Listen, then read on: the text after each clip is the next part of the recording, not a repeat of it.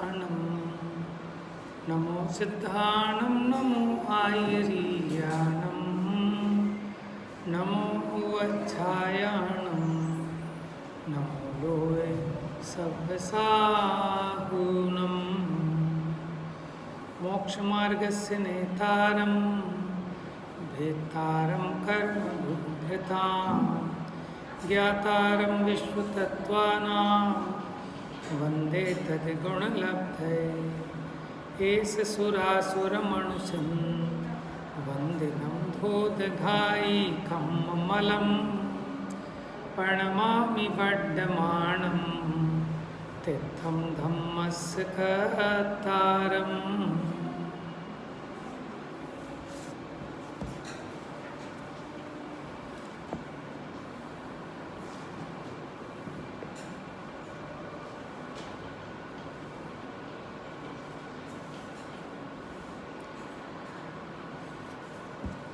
प्रवचन सारजी परमागम, जिसकी कल हमने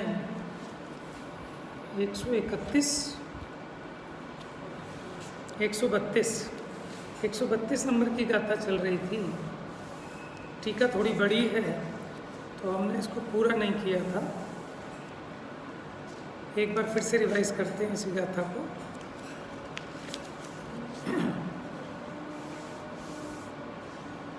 तो यहाँ द्रव्य का विशेष स्वरूप का वर्णन चल रहा है।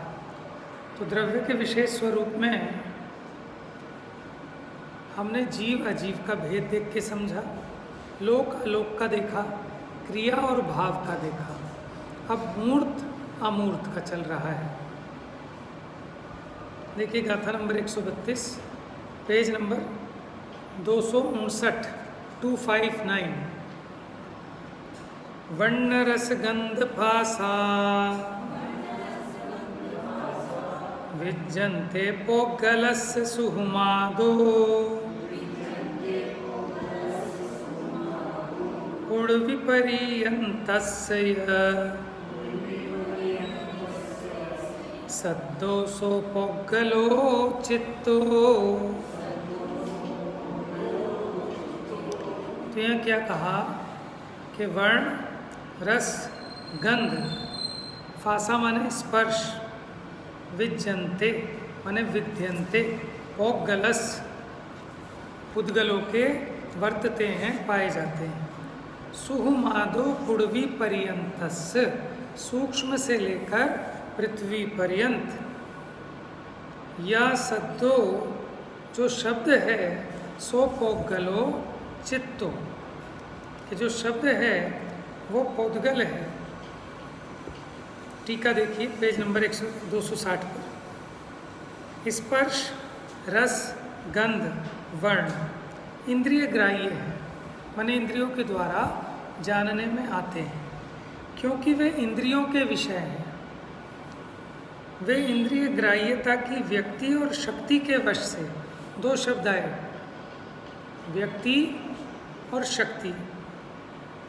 भले ही इंद्रियों के द्वारा ग्रहण किए जाते हों, अगर वो व्यक्ति को प्राप्त हैं तो ग्रहण किए जाते हैं, और शक्ति रूप हैं तो वो ग्रहण नहीं किए जाते।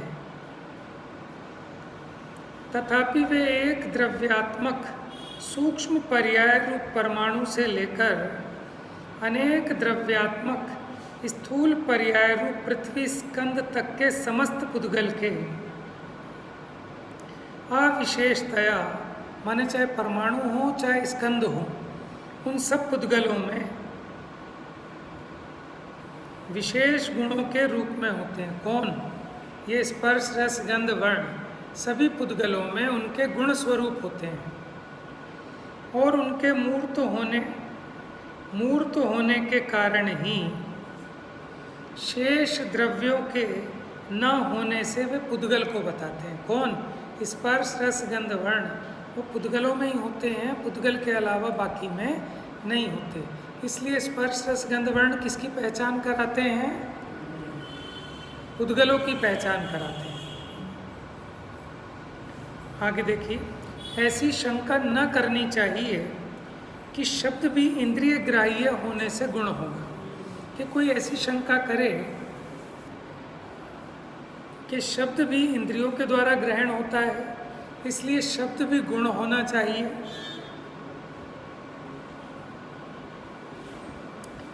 तो कहते हैं ऐसी शंका नहीं करनी चाहिए कि शब्द भी इंद्रिय ग्राह्य होने से गुण होगा, क्योंकि वह शब्द विचित्रता के द्वारा विश्वरूपपना दर्शाता होने पर भी, माने अनेक अनेक प्रकार का होने पर भी उसे अनेक द्रव्यात्मक उद्गल पर्याय के रूप में स्वीकार किया गया है।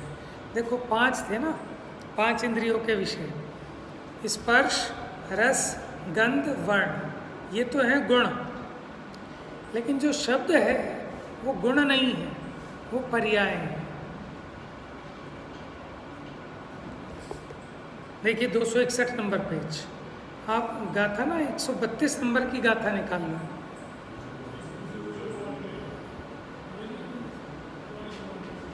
देखिए यदि शब्द को पर्याय न मानकर गुण माना जाए तो वह क्यों योग्य नहीं है, माने शब्द को गुण क्यों नहीं माने?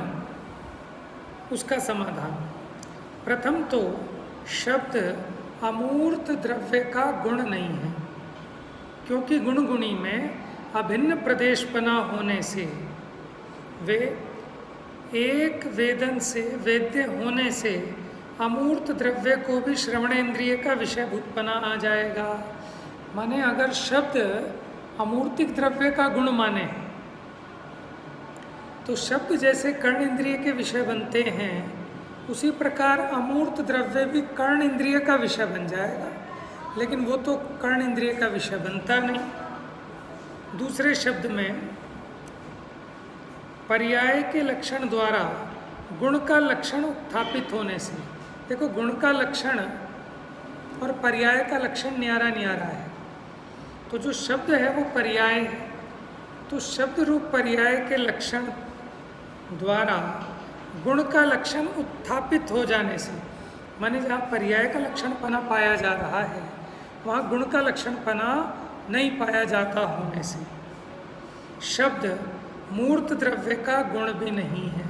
ऊपर वाले में कहा था अमूर्त द्रव्य का गुण नहीं है, इस वाले पैराग्राफ में कह रहे हैं कि मूर्त द्रव्य का भी गुण नहीं है। क्यों नहीं है?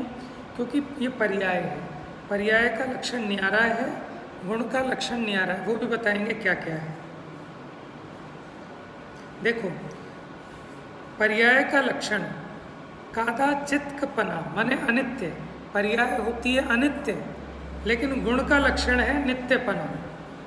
माने जिस वस्तु में जो गुण है ना वो सदा पाए जाते हैं, पर्याय तो पलटती रहती हैं, सदा नहीं है, माने वही की वही नहीं रहती, लेकिन गुण तो वही रहते हैं अनादि अनंत।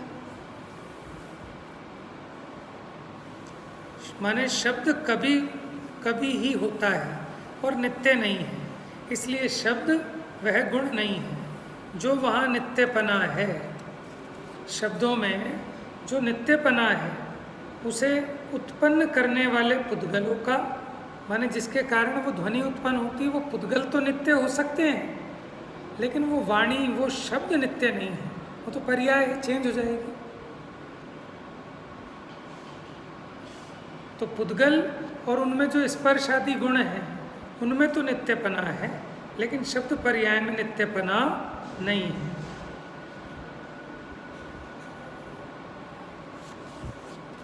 अब आइए, यहाँ तक की चर्चा अपनी कल हो चुकी थी, नहीं ये भी हो गई थी थोड़ी सी। यदि शब्द पुद्गल की पर्याय हो, क्या कह रहे हैं, शब्द पुद्गल की पर्याय हो तो होती है कि नहीं होती है? शब्द पुद्गल की पर्याय, पर्याय ही है, पुद्गल की पर्याय, गुण नहीं है। और यदि शब्द पुद्गल की पर्याय हो,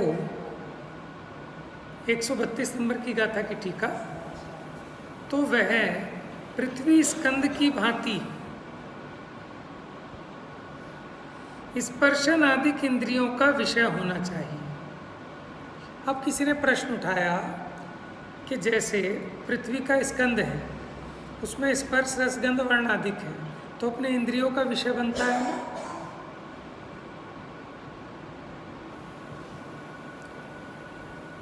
जैसे पृथ्वी स्कंद रूप पुद्गल पर्याय सर्व इंद्रियों से ज्ञात होती है, उसी प्रकार शब्द रूप पुद्गल पर्याय भी सभी इंद्रियों से ज्ञात होनी चाहिए।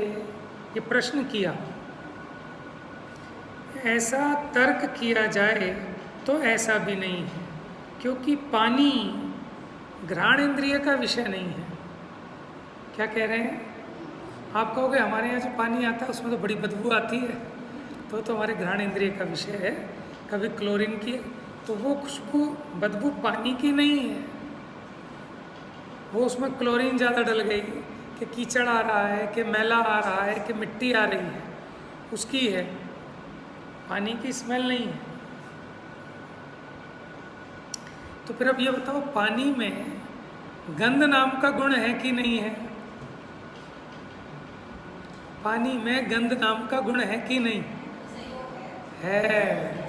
ये तो अन्य मत वाले मानते हैं कि अग्नि में एक गुण है, जल में दो है, इस प्रकार से। अरे भले ही आपकी इंद्रियों का विषय नहीं बन रहा, लेकिन वो है। जहाँ स्पर्श होगा वहाँ रस और गंध वर्ण भी होंगे ही होंगे, लेकिन जरूरी नहीं है। जैसे पानी है, उसमें स्पर्श रस गंध वर्ण सब कुछ है, लेकिन वो स्पर्श का विषय बनता है, रस का विषय बनता है, लेकिन घ्राण इंद्रिय का विषय तो नहीं बनता।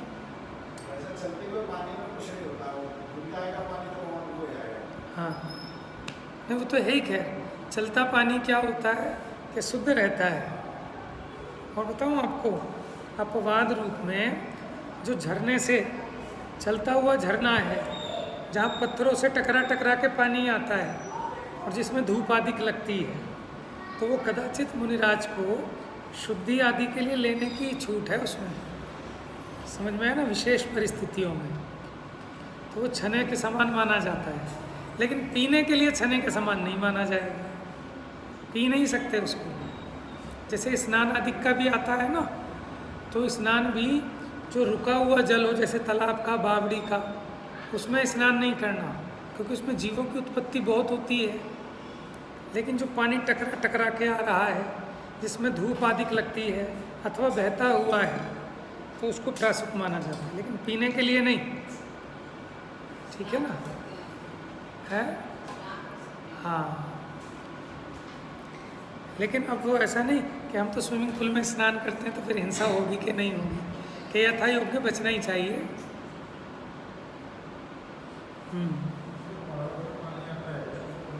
हाँ हाँ, वो इसलिए प्रासुक कह रहे हैं क्योंकि वो टकरा टकरा के आया ना, और उसमें धूप आदि भी लगती हैं, इसलिए उसको प्रासुक कहा। लेकिन प्रासुक का मतलब वहाँ ये नहीं है कि पीने योग्य है। हाँ, वहाँ प्रासुक इसलिए बताया, जैसे कोई मुनिराज है, जंगल में है, ठीक है, उन्हें कोई शुद्धि आदि करनी है। वैसे तो बिना दिए जल भी ग्रहण नहीं करते, लेकिन माने कोई शौच आदि का प्रॉब्लम हो गई तो उसमें वो झरने आदि का जल प्रयोग कर सकते हैं। ठीक है, बाकी और कोई जल नहीं।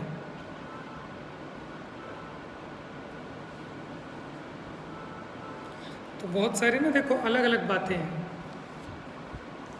कि पीने के लिए, जैसे कोई भले वैसे अनछना काम में लेता हो, लेकिन पिएगा बिल्कुल नहीं, है ना? हालांकि छोड़ना तो पूरा ही चाहिए, लेकिन फिर भी उसमें अंतर पड़ता है। अब उसी प्रकार भले ही आप उसमें हाथ धो लें, लेकिन वो पीने लायक तो नहीं है पानी। ठीक है ना? खैर, वो तो हम चरणानुयोग पे पहुंच गए। विषय अपना बड़ा माने वो दार्शनिक विषय चल रहा है, जिसमें अन्य मतों के साथ बहुत वाद विवाद हुए, क्योंकि ऐसे ऐसे मत हैं कि जिनके माने इस विषय के बारे में बहुत गड़बड़ है। तो आप कहोगे अन्यमति थोड़ी बैठे हैं यहाँ पे जो आप ये समझा रहे हो कि अन्यमति कोई अलग से नहीं है, कि हम ही में जिनकी मान्यता उनकी जैसी है वो अन्यमति है। जैसे कोई मानता है सब नरक स्वर्ग सब यही हैं, तो वो अन्यमति है। समझ में आया? वो ठीक है, आप किसी अपेक्षा कहते हो कि अपने अपने कर्मों का फल यहाँ दिखाई देता है, लेकिन कई बार ऐसा भी होता है कि बड़ा ही खतरनाक आदमी था, माने क्रिमिनल था, लेकिन पूरी ज़िंदगी मौज की। और कोई सज्जन था, पूरी ज़िंदगी दुख भरे, मर्डर किया था किसी ने, जेल में चला गया बेचारा शरीफ आदमी। होता है कि नहीं होता है? इसलिए सर्वथा ऐसा नहीं कह सकते कि सब यहीं मिल जाएगा। भैया ये ज़िंदगी बहुत लंबी है, आप बचने की कोई गुंजाइश नहीं है। कर्जा आपके सिर है तो आपके ही सर आएगा, अभी नहीं तो आगे। ठीक है ना? नहीं पी लो छान के, तो छान के पी लो।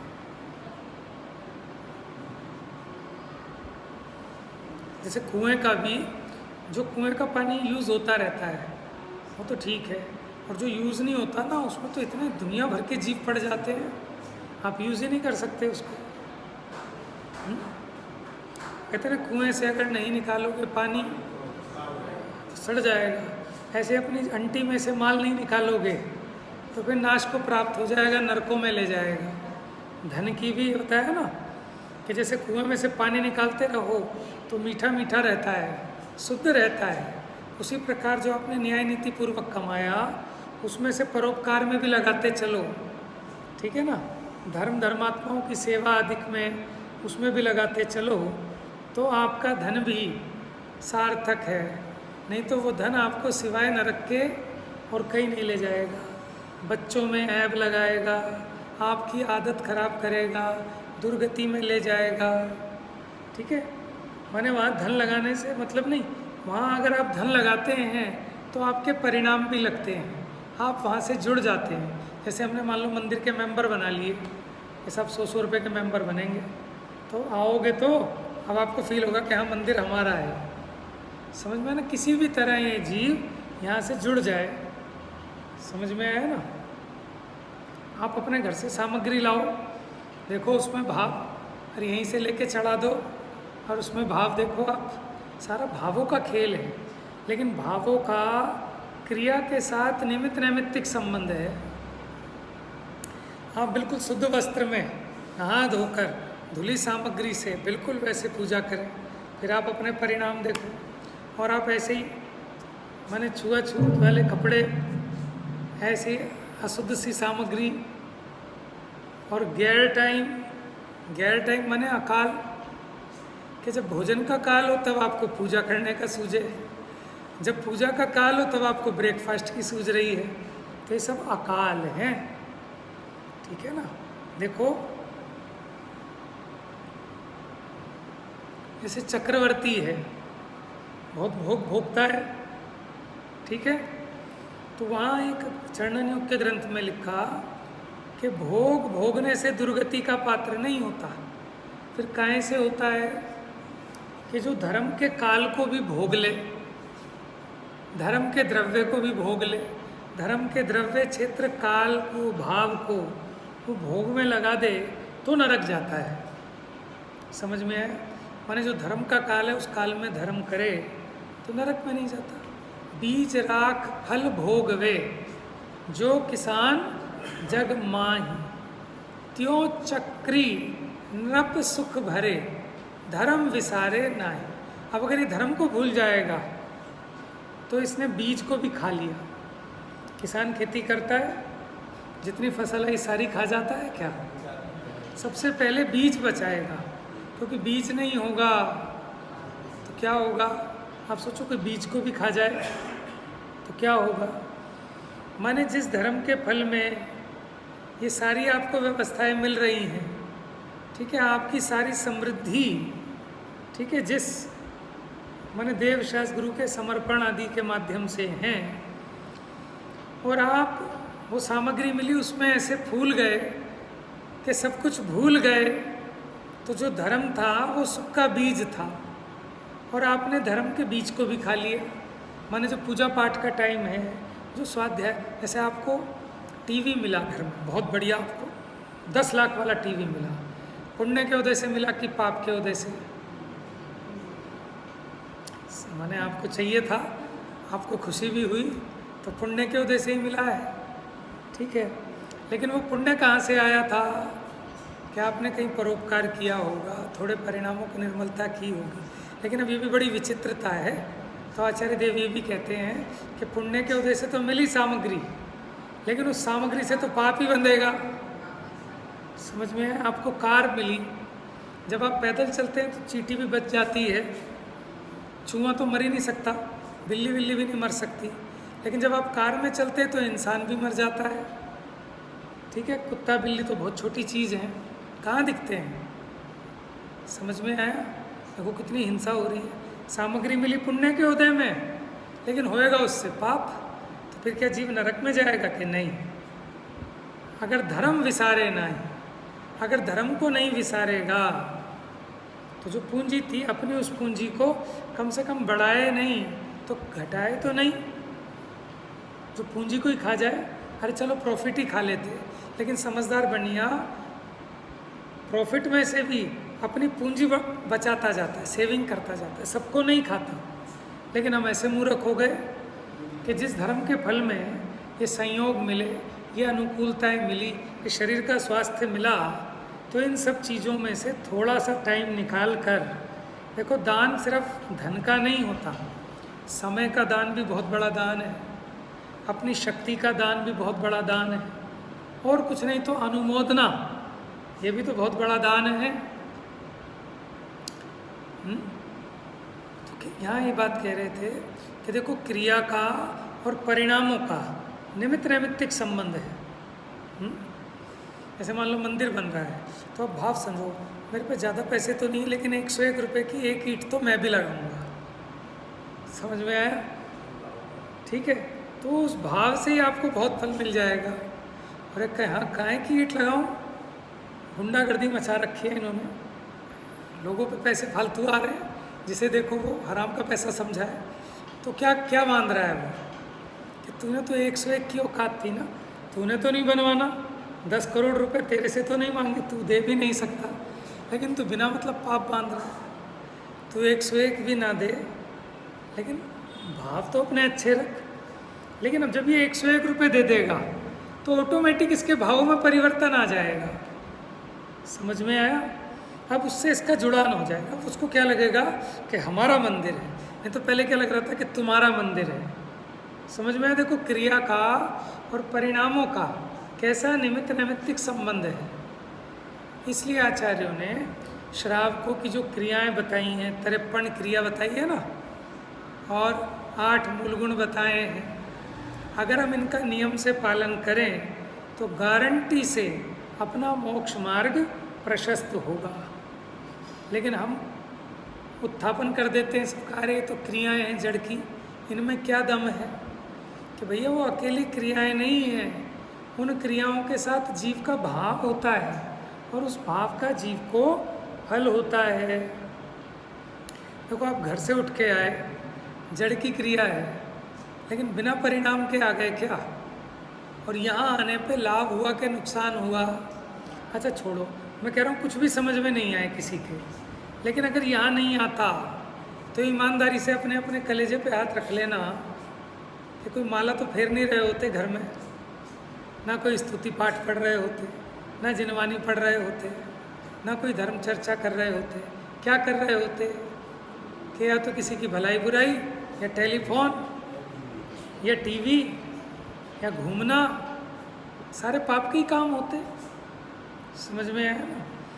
इसलिए बुद्धिपूर्वक हमें अपने षट आवश्यकों का पालन तो करना। हम फिर कहते हैं कि सब क्या करें, हम सुन के तो जाते हैं, लेकिन हमारे परिणाम नहीं सुधरते, हमारा जीवन नहीं सुधरता। अरे जीवन कैसे सुधरेगा? आप आज्ञा तो मानते ही नहीं भगवान की। भगवान की क्या आज्ञा है? देव पूजा, गुरु उपासती, स्वाध्याय, संयम, तप, दान। बताओ। और जिसने पहले श्रावक की 53 क्रियाएं होती है, अभी मुझे भी याद नहीं है, लेकिन उसमें ये सब है। सम्यक दृष्टियों के भी जो होती है, ऐसे 8 मूल गुण वगैरह हो गए, निशंकता आदि हो गए।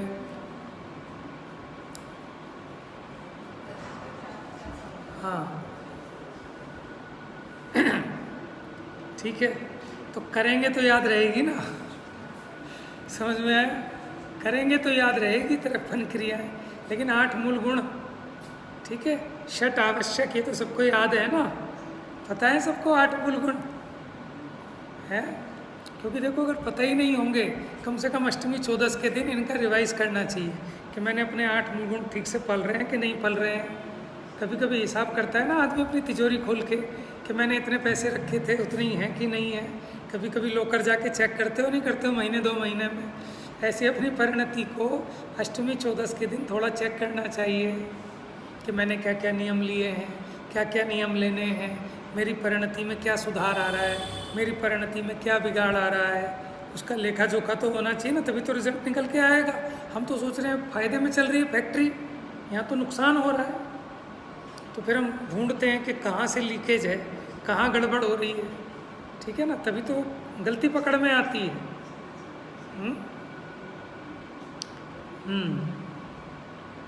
तो देखो ये जैन दर्शन अनेकांतवादी दर्शन है।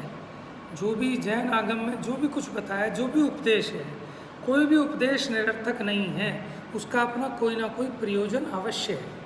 और ये सबका एक मूल प्रयोजन तो जीव सुखी कैसे हो उसके लिए है। प्रथमानियोग भी उसी बात को पुष्ट करता है, चरणानियोग भी, कर्णानियोग भी, द्रव्यानियोग, ठीक है। देखो आचरण तो चरणानियोग के हिसाब से होगा, श्रद्धान आदि द्रव्यानियोग के हिसाब से होंगे। कर्णानियोग के हिसाब से कोई आचरण करना चाहे वो तो हो नहीं सकता, क्योंकि कर्म का उपशम 6 उपशम आप कैसे करोगे, समझ में है ना। और प्रथमानियोग है वो महापुरुषों के एग्जाम्पल बताता है, उनसे प्रेरणा लेनी है। लेकिन प्रवर्तन तो चरणानियोग और द्रव्यानियोग के हिसाब से होना है।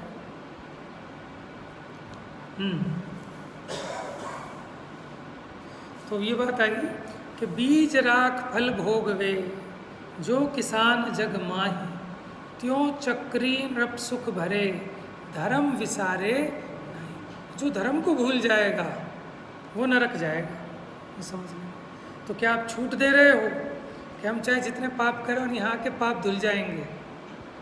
कि देखो वो तो जीव के अपने अभिप्राय के ऊपर है, क्या ग्रहण करें। किसी कवि ने लिखा भी ना कि अगर ये गंगा में नहाने से पाप मैल धुल जाते हैं, तो गंगा तो पाप विस्तारिणी हो गई। उसने लोगों को और प्रमोट किया कि तुम खूब पाप करो और यहाँ आके धो लो। समझ में आया? देखो चरणानियोग के ग्रंथों में भी ये कहा कि जो हमारी डेली घर गृहस्थी के पाप होते हैं ना, आरंभी हिंसा आदि के, तो जिनेंद्र भगवान की पूजन करने से सारे पाप धुल जाते हैं। समझ में आया? एक ग्रंथ में ऐसा पढ़ा था बहुत सालों पहले कि जो बिना भगवान का दर्शन किए खाता है वो पाप खाता है। क्या खाता है? पाप खाता है। अब सुनो, ऐसे शब्द सुनकर अब आप खाने की हिम्मत होगी? समझ में आया? तो आचार्यों ने जिस जिस प्रकार इसके समझ में आए, बताओ कौन खाना चाहेगा पाप? खाओगे पाप, क्योंकि पाप खाओगे तो फिर भोगने भी पड़ेंगे वो। तो जो भगवान का दर्शन किए बिना कुछ भी खाता है तो उसके लिए लिखा वो पाप खाता है, क्योंकि उसका पापों का पुंज बढ़ता चला जाता है फिर। और हमारे यहाँ तो परंपरा है कि बच्चे को भी, पहले तो होता था, अब तो छूट गई ये बातें, कि बेटा पहले दर्शन करके आओगे तब पानी मिलेगा, नाश्ता भी तभी मिलेगा, पहले जाओ दर्शन लो चावल और जाओ मंदिर में जाओ हाथ जोड़ के आओ, तब मिलेगा कुछ, है ना। अब सिस्टम ऐसा हो गया है। चलिए, तो ये बात तो आ गई प्रकरण पे से कि जैन धर्म में जो भी उपदेश है ये जीवों की परिणति में सुधार लाने के लिए, और इससे सुधार होता भी है। जब तक आप प्रतिज्ञा नहीं लेंगे तब तक आपके परिणाम सुधरने वाले। जैसे आप रात्रि में खाते नहीं हो लेकिन मेहमान के गए, अरे त्याग तो नहीं है ना, हाँ साहब त्याग तो नहीं, लेकिन खाते नहीं, तो फिर आपका मन भी हल्का पड़ जाएगा और सामने वाले में भी पावर आ जाएगी और आप गारंटी से खाओगे। परिणाम नहीं रुकते, तो इसलिए प्रतिज्ञा लिए बिना परिणाम रुकते नहीं हैं। परिणाम रोकने हो तो प्रतिज्ञा अवश्य लेनी चाहिए, ठीक है। अपनी सामर्थ्य ना हो तो थोड़ी थोड़ी छोटे छोटे नियम बहुत बड़े बड़े हो जाते हैं। लेकिन कोई कहे कि सब बेकार की बात है तो फिर उसका भला कैसे हो? समझ में ना? आप तो प्रैक्टिकल करके देखो ना, आचार्यों के जो उपदेश हैं वो कोई निरर्थक नहीं है। प्रथमानियोग भरा पड़ा है इन चीज़ों से। आपको याद है एक मछुआरे ने सिर्फ एक ये नियम लिया था कि जो पहली मछली जाल में आएगी उसे छोड़ूंगा। उसका नाम था मृगसेन धीवर। ठीक है। उन्होंने कहा महाराज मैं कैसे छोड़ सकता हूँ मछली पकड़ना, ये तो मेरा धंधा है, मैं तो भूखा मर जाऊँगा आपकी मछली बचाने के चक्कर में मैं मर जाऊँगा। तो महाराज ने भी कहा अच्छा चल कोई बात नहीं, लेकिन जो पहली मछली पकड़ी जाएगी उसको तो छोड़ देगा। हाँ ये काम आसान है। अब उसने क्या किया, समझदार था, कि जो पहली पकड़ी मछली उसमें उसने कत्तर बांध दी उसकी पूंछ में कि इसको मैंने अभेदान दे दिया। अब उस बेचारे ने जब जब पकड़ी पूरे दिन वही मछली पकड़ में आई 5 बार, और फिर भी उसने उसे छोड़ दिया कि भाई इसको तो मैंने अभेदान दे दिया है। और घर पे जाके सेठानी ने उसकी खूब कुटाई की होगी, सब कुछ किया होगा, खाली हाथ आ गया, कुछ नहीं लाया। उसके पेट में डर भी था, लेकिन फिर भी उसने अपनी उस प्रतिज्ञा का निर्वाह किया, अनादरपना नहीं लाया। इसी के फल में अगले भाव में उसकी 5 बार प्राणों की रक्षा हुई। तो कहानी है उसकी, बड़े पंडित जी सुनाते हैं नहीं, ये वो कहानी थी कि बचपन में इसकी पिताजी मर गए, तो फिर इस सेठ के यहाँ पला। इस सेठ को पता लग गया कि मैंने कोई जन्मपत्री दिखाई होगी कि मेरे मरण का कारण बनेगा, या वो इसकी संपत्ति का कोई चक्कर था कि मेरी संपत्ति का वारिस हो जाएगा, क्या होगा। तो इसलिए उसने उसको मरवाने की चेष्टा की। तो जिन गुंडों को दिया उसको बेचारों को मोह आ गया उस बच्चे को देख के, तब उन्होंने पाल पोस लिया, है ना। फिर दूसरी बार उसकी रक्षा कब हुई कि फिर बड़ा होके जब आया फिर उसे पता चल गया वही है, फिर मरवाने का प्लान किया, फिर बच गया।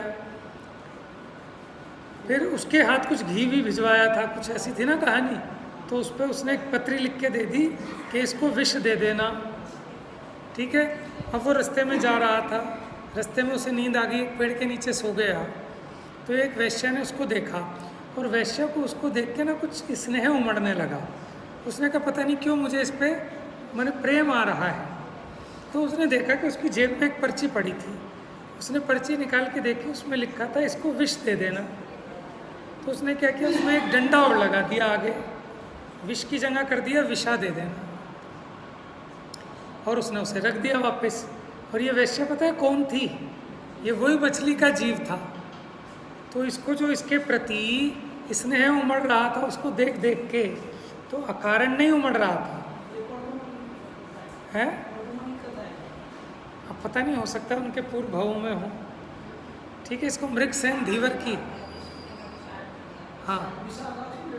हाँ, जो सेठ जी थे ना उनकी बेटी का नाम था विशा। तो देखो आप ये देखो कि अगर आपको किसी को देख के वात्सल्य उमड़ रहा है, करुणा आ रही है, तो ऐसे ही नहीं कोई ना कोई पुराना संबंध है, किसी को देखते एकदम ऐसा एलर्जी होती है तो उससे पुराना बैर है, समझ में है। सब ऐसे नहीं होता।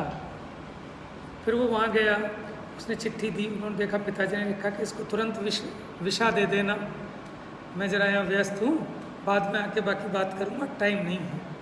तो उन्होंने फटाफट उससे ब्याह करा दिया उसका। अब सेठ जी आए, सेठ जी अपने सर को ठोकने लगे, क्या हो गया। अब उन्होंने क्या किया कि उसको भेजा कि हमारे यहाँ परंपरा है कि पहले कोई देवी की पूजा की जाती है, और गुंडे रख दिए कि जो भी ये थाली लेके आएगा रात के समय उसको चाकू से मार देना। तो अब ये जाने लगा रात को उस देवी के मंदिर पूजा करने। तो रास्ते में इनका साला मिल गया, अरे जिया जी कहाँ जा रहे हो, लाओ छोड़ो, इतनी रात में आप कहाँ जाओगे, मैं ले जाता हूँ। तो वो ले गए, वो साला मर गया, ये बच गया। फिर वो रोए खूब। अब इन्होंने अंत में क्या किया, सेठ जी ने सेठानी को कहा कि तू जो है ना लड्डू बनाइयो, 2 तरह के बनाइयो, एक जहर वाले और एक बिना जहर के, ठीक है। और मैंने बेटी को दे दियो, और एक काम करियो, जो बड़े लड्डू हों वो तो बनाइयो जहर वाले, और छोटे लड्डू सादे, ठीक है। तो उसने ऐसे ही किया। उन्होंने क्या सोचा था कि बेटी अपने आदमी को तो बड़े ही देगी और जमाई को तो बड़े ही दिए जाते हैं, ठीक है। अब दोनों खाना खाने आए। अब बेटी ने जब डब्बा खोला तो उसने क्या किया कि बड़ा लड्डू तो पिताजी को दिया, कि नहीं तो पिताजी भी क्या सोचेंगे, देख हमारी लड़की भी बदल गई, अपने आदमी को तो बड़ा लड्डू दे रही है, हमें छोटा दे रही है। तो उसने क्या किया, सेठ जी को दे दिया। हाँ, सेठ जी को ये नहीं पता था कि बड़ा कौन सा छोटा कौन सा। उसने कहा था कि जहर मिला के ऐसा ऐसा करिए। अभी मुझे पूरी याद नहीं, लेकिन आपको एक रिकॉल हो जाएगी, पहले सुनी होगी, है ना। तो आप ये देखो, देखो उसके पुण्योदय की विचित्रता कि कौन रक्षक है किसका। आपका अपना कर्म का उदय वो आगे आगे चलता है, ठीक है। तो उसने वो जो लड्डू बनाए, माँ ने ऐसे लड्डू बनाए क्या कि बड़े लड्डू और छोटे लड्डू, कि बड़े लड्डू तो वो जमाई के लिए हो जाएंगे। सेठ जी को नहीं बताया। अब सेठ जी गए देने वहाँ, अब वहाँ उन्होंने दिए तो बेटी ने क्या किया कि अच्छा नहीं लगता, पिताजी को बड़े लड्डू दे दिए, अपने आदमी को छोटे लड्डू। सेठ जी को पता नहीं था। अब उन्होंने वो लड्डू खाए और सेठ जी भी मर गए। तो ऐसे माने आप ये देखो, 5 बार एक अभय दान के फल में उसकी 5 बार रक्षा हुई। अब देखो, जो ऐसे जिनवाणी के उपदेश को पढ़ेगा, ऑटोमेटिक उसके भावों में परिवर्तन आएगा कि नहीं आएगा। वो किसी पर अत्याचार कर सकता है क्या? किसी का बुरा कर पाएगा? अभयदान देगा, क्योंकि उसको पता है कोई किसी का भला नहीं करता, हम अपना ही भला करते हैं। और किसी दूसरे का बुरा करने पर हम किसी का बुरा नहीं करते, अपना ही बुरा करते हैं। अब इस बात का जिसको ज्ञान होगा, उसका जीवन कितना अच्छा होगा, कितना सुंदर होगा, होगा कि नहीं होगा। तो हर एक चीज़ की अपनी उपयोगिता है कि नहीं है, सही है ना। तो जैसा खावे अन्न ऐसा। तो ये जिनवाणी के जो वचन सुन रहे हैं ना, ये हमारा अन्न है, तो हमारा मन भी ऐसा होगा। हम ये नहीं सुनेंगे तो राग द्वेष करतार कथा सुनेंगे तो मन भी मैला हो जाएगा, ठीक है ना। तो भोजन सिर्फ मुँह से ही ग्रहण नहीं होता, ये कानों से भी ग्रहण करते हैं। इसकी भलाई बुराई सुने तो परिणाम खराब होते हैं ना। तो जैसा खावे अन्न, और जिनवाणी की बात सुनेंगे तो परिणाम निर्मल होंगे। तो वो सरल विषय में तो जीवों का उपयोग लगता है ना। लेकिन सरल के साथ साथ कठिन भी समझना जरूरी है, तभी ठोस तत्व ज्ञान होगा। चलो इसको पूरा करते हैं। तो कह रहे हैं जैसे पृथ्वी स्कंद रूप पुद्गल पर्याय सब इंद्रियों से ज्ञात होती है, उसी प्रकार शब्द रूप पुद्गल पर्याय भी सभी इंद्रियों से जानने में आनी चाहिए। तो हम तर्क देते हैं ऐसा भी नहीं है, क्योंकि पानी वो भी पुद्गल की पर्याय है, लेकिन वो घ्राण इंद्रिय का विषय नहीं है। अग्नि वो भी पुद्गल की पर्याय है, लेकिन वो घ्राण इंद्रिय और रसना इंद्रिय का विषय नहीं है। यद्यपि उसमें स्पर्श रसगंध वर्ण सब कुछ है, लेकिन वो चक्षु इंद्रिय का विषय है, स्पर्शन इंद्रिय का विषय है अग्नि, लेकिन रसना इंद्रिय का विषय नहीं है। आप चक्के नहीं बता सकते मीठी है, खट्टी है, कड़वी है, कषायली है, चरफरी है? और घ्राण इंद्रिय का भी विषय नहीं है। हाँ, वो उपले की स्मेल अलग बात है, लकड़ी की स्मेल अलग बात है, लेकिन अग्नि की स्मेल वो आपकी इंद्रिय का विषय नहीं है। और वायु पुद्गल की पर्याय होने पर भी घ्राण रसना और चक्षु इंद्रिय का विषय नहीं है।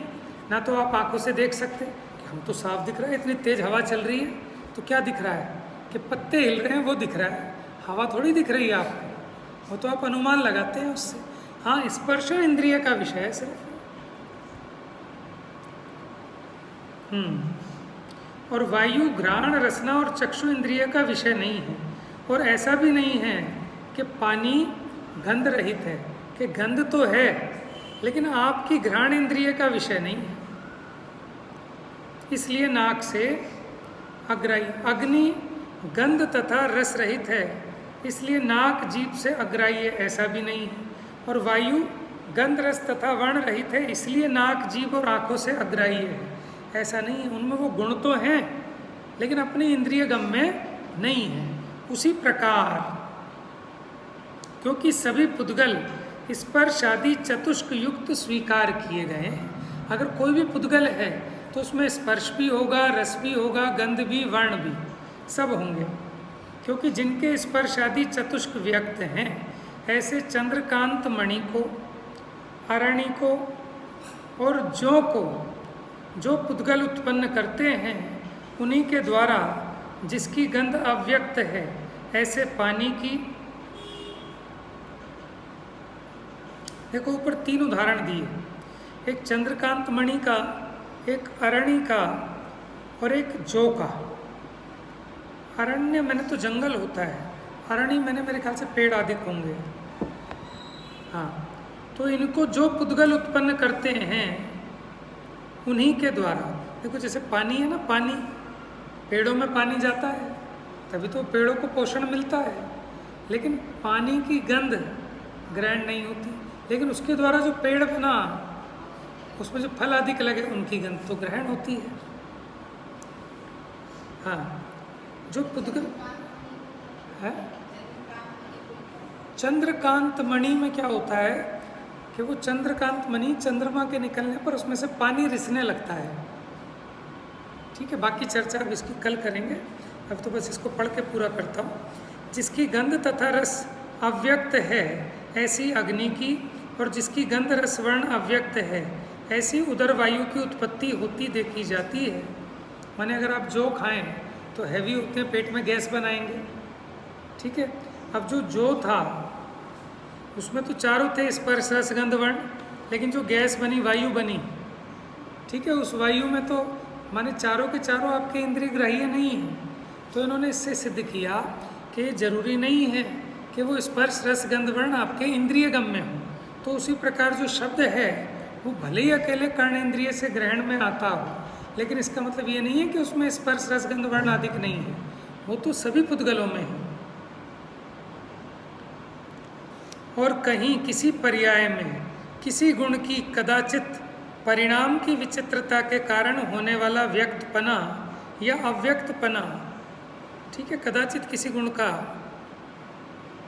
विचित्रता के कारण व्यक्त हो चाहे अव्यक्त हो, नित्य द्रव्य स्वभाव का प्रतिघात नहीं करता। माने जो उस वस्तु का मूल स्वभाव है उसका घात नहीं होता उससे, भले वो गुण व्यक्त हो या अव्यक्त हो, लेकिन मूल में तो वस्तु रहती है ना। आपके भले ही जानने में ना आए गंध, लेकिन उसमें तो है ना। अर्थात अनित्य परिणाम के कारण होने वाली गुण की प्रकटता और अप्रकटता नित्य द्रव्य स्वभाव के साथ कहीं विरोध को प्राप्त नहीं होती। ये सारी मेहनत इसलिए की कि शब्द जो हैं वो पुद्गल की पर्याय ही हो। अब आचार्य का जहाँ मन कर गया, उनको लगा, तो उन्होंने उसका अच्छे से विस्तार कर दिया, क्योंकि ऐसे बहुत से मतांतर हैं जो शब्द को पुद्गल की पर्याय नहीं मानते, गुण मान लेते हैं।